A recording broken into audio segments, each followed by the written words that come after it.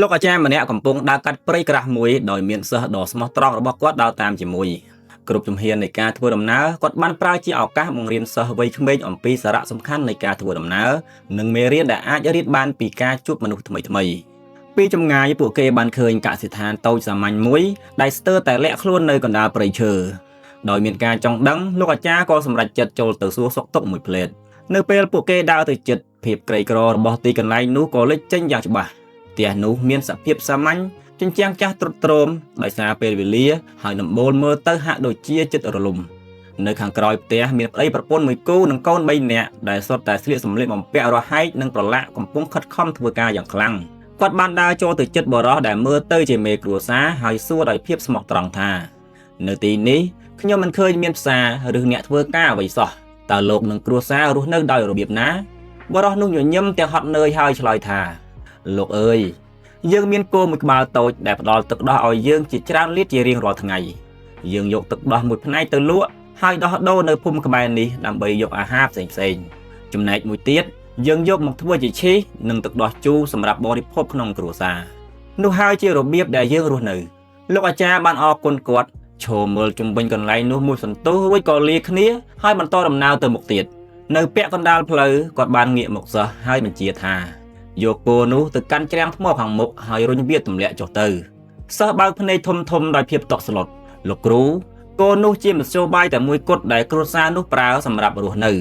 តើយើងអាចធ្វើរឿងបែបនេះបានយ៉ាងដូចម្តេចប៉ុន្តែគ្រូនៅស្ងៀមមិននិយាយអ្វីទាំងអស់នៅចំពោះមុខភាពស្ងៀមស្ងាត់នោះសិស្សក៏បង្ខំធ្វើតាមបញ្ជា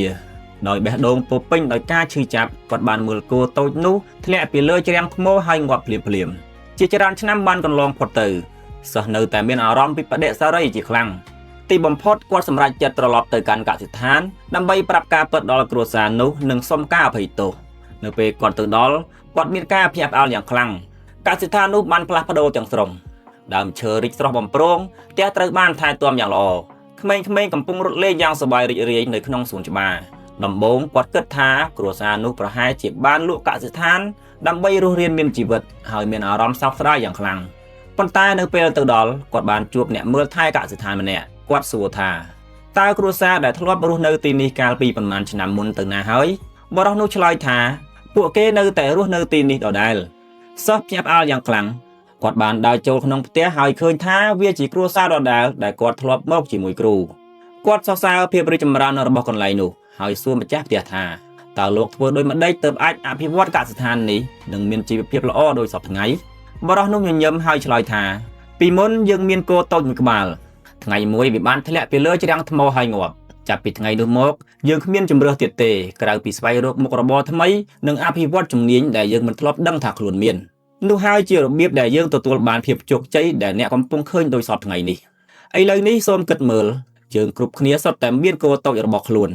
វាគឺជាអ្វីមួយដែលផ្ដល់ឲ្យយើងនៅអ្វីដែលចាំបាច់សម្រាប់ការរស់នៅប៉ុន្តែក៏ធ្វើឲ្យយើងជាប់នៅក្នុងតំបន់សុវត្ថិភាពនិងទម្លាប់ចាស់ៗផងដែរចូលស្វែងរកថាគោតូចរបស់អ្នកគឺជាអ្វី